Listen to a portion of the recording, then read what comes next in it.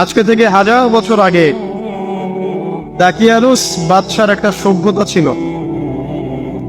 এই বাদশা ছিল তৎকালীন সময়কার একজন জালেম শাসক। সে তার রাজ্যে শিরক প্রতিষ্ঠা করেছিল, আল্লাহ রাব্বুল আলামিনের তাওহীদকে উঠিয়ে দিয়েছিল।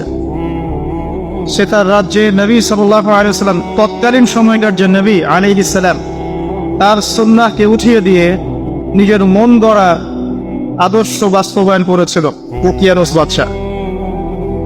তো সেই বাদশার অধীনে থাকা 8 জন বা 9 জন উচ্চ পদস্থ কর্মকর্তার সন্তানকে আল্লাহ পাক হেদায়েত দান করেন, এবং তারাই ইতিহাসে আসহাবুল কাহফ হিসেবে পরিচিত আছেন। এই 7 জন বা 9 জন যুবক উচ্চ পদস্থ কর্মকর্তার সন্তান ছিলেন। তারা তাওহীদকে চিনতে শিখলেন, আল্লাহ রাব্বুল আলামিনকে চিনতে শিখলেন, শিরকের সাথে তাওহীদের আপোষ করলেন না, সুন্নতের সাথে চলমান জাহিলিয়াতের আপোষ করলেন না। এর ফলশ্রুতিতে তাদের উপর নির্যাতন নেমে আসলো। রাজা তাদেরকে 3 দিন সময় দিলেন।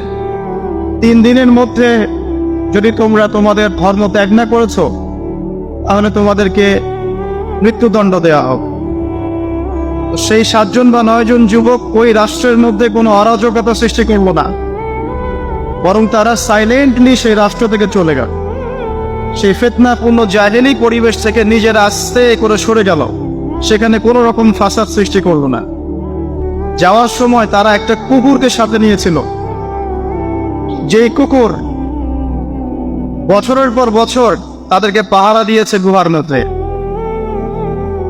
চলতি পথে একটা গুহায় তার আশ্রয় নিয়েছিল, যে গুহার মধ্যে তারা ঘুমিয়ে পড়ে, এবং আল্লাহ রাব্বুল আলামিন 309 বছর পর তাদের ঘুম ভাঙান।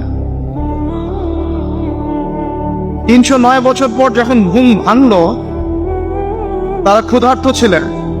একে অপরকে জিজ্ঞাসা করছিলেন যে কেম লাবিসতুম, তোমরা কতদিন ঘুমিয়েছ? একজন বলছিল লাবিসনা ইয়াওমান আও বা'দা ইয়াওম, আমরা হয় একদিন ঘুমিয়েছি বা একদিনের কিছু অংশ ঘুমিয়েছি। যাই হোক, তারা ক্ষুধার্ত ছিলেন, তাদের পকেটের মধ্যে কিছু মুদ্রা ছিল, আর সেই মুদ্রা বর্তমান সময় চলমান মুদ্রার মতো ছিল না। তো তারা যখন সেই মুদ্রাগুলো নিয়ে বাজারে গেল খাবার কেনার জন্য, তখন তাদেরকে অ্যারেস্ট করা হলো। কি অভিযোগে? অভিযোগটা হচ্ছে যে তারা গুপ্তধন পেয়েছে, এই অভিযোগে। কিন্তু বাস্তবিক অর্থে তারা কোনো গুপ্তধন পায় নাই। তারা বলছিল আমরা গতকাল মাত্র এখান থেকে বের হয়েছি, আজকে রাতটা এই গুহায় আশ্রয় নিয়েছিলাম, এতটুকু তারা বলছে। যাই হোক, তথ্য প্রমাণ যাচাই করে দেখা গেল যে তারা যে ঘুমিয়েছিল এতে প্রায় 309 বছর অতিবাহিত হয়ে গেছে। এবং এখন যে বাদশা ক্ষমতায় আছে, সে আলহামদুলিল্লাহ একজন তাওহীদপন্থী মানুষ। সে আল্লাহকে বিশ্বাস করে, নবী রাসূলকে বিশ্বাস করে, আল্লাহ পাকের ঐশী গ্রন্থকেও বিশ্বাস করে। তবে ওই সমাজের মানুষ একটা বিষয়কে বিশ্বাস করে না, সেটা হলো মৃত্যুর পর পুনরুত্থান, রিজারেকশন যেটা আমরা বলি, মৃত্যুর পর পুনরুত্থান, এই বিষয়টাকে তারা স্বীকার করে। আল্লাহ রাব্বুল আলামিন মাত্র 9 জন যুবকের মধ্য দিয়ে পুরো একটা নেশনকে শিক্ষা দিলেন যে মৃত্যুর পর পুনরুত্থান সত্য।